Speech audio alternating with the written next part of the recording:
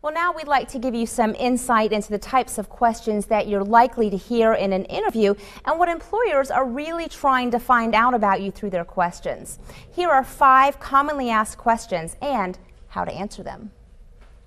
Well, Noelle, thank you for coming in today. We certainly appreciate it. Did you find us okay? Yes, sir. Thank you for having me.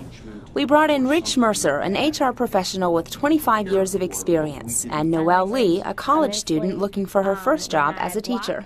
First impressions are important. What did you think when she walked in the office about maybe her professional appearance? Was she dressed appropriately for an interview? She was dressed very appropriate for an interview, and she was on time. You want to be clean and neat and professionally groomed.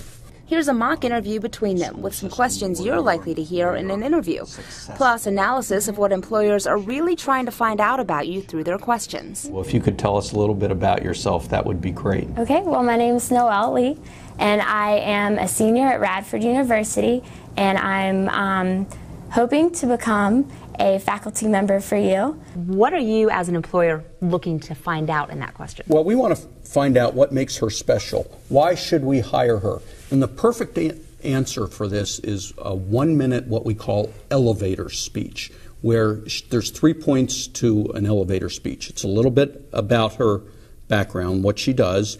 Point number 2 is how she can help the company. And point number 3 is why she will be successful. Okay. Don't talk about personal items at all, because you may be a terrific mom or dad, but the company isn't very interested in hearing about that. They're interested in hearing about how you can help them solve their problems and opportunities.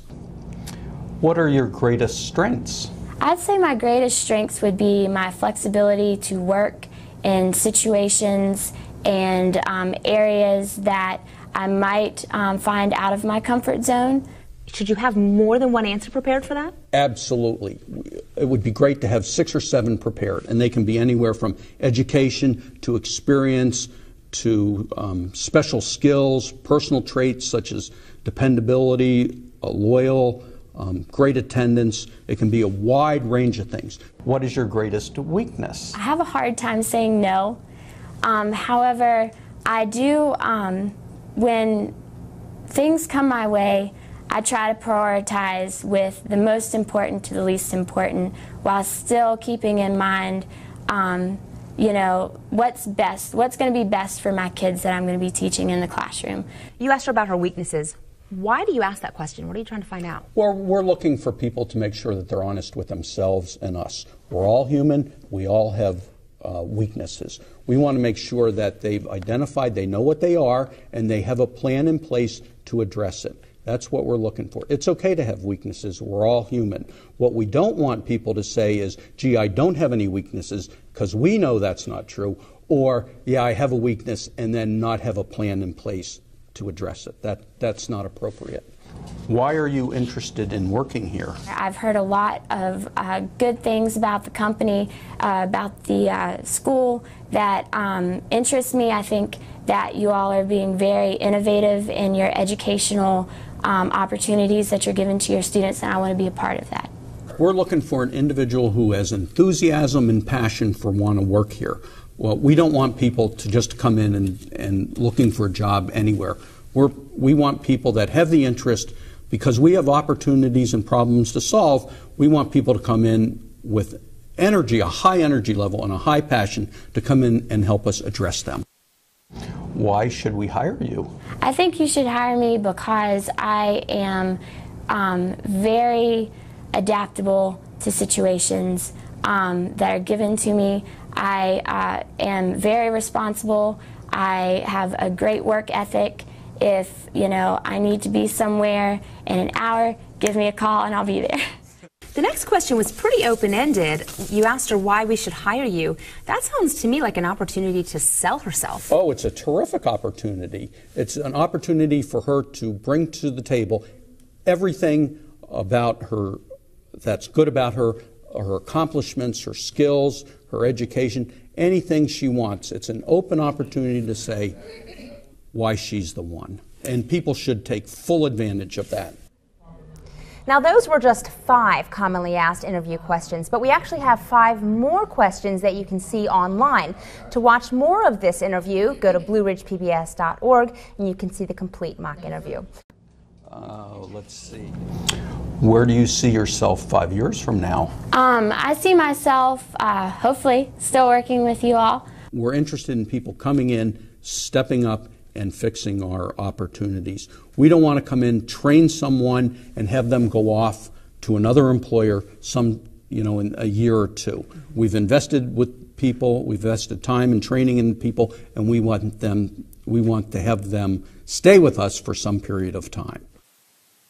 What are some of your hobbies? I love being outdoors, fishing, four-wheeling, anything. I love going to community events.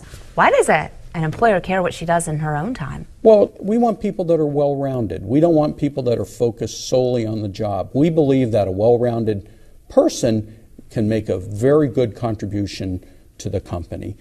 People that are singularly focused, we find, don't necessarily make as good a contribution. Would you be willing to pursue an extra certificate or credential? I believe so. Right now, I just want to focus on getting a good foundation later on, depending on funding, whether or not I'd be able to pursue that. What are you trying to find out in that question? Well, we're 2 things. We're looking to see how flexible she can be, and also will she put in extra time if needed. We're interested in people with that have personal growth on their mind.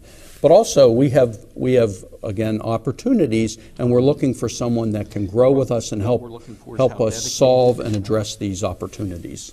What were you hoping we'd ask today but didn't?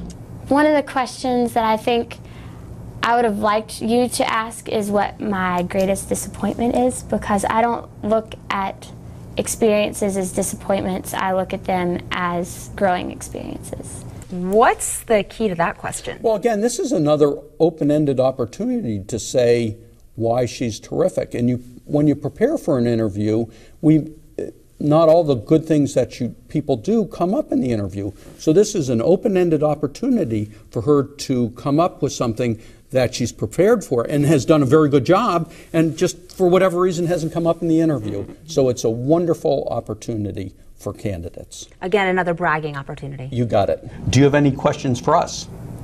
What would my responsibilities be as a teacher at your school?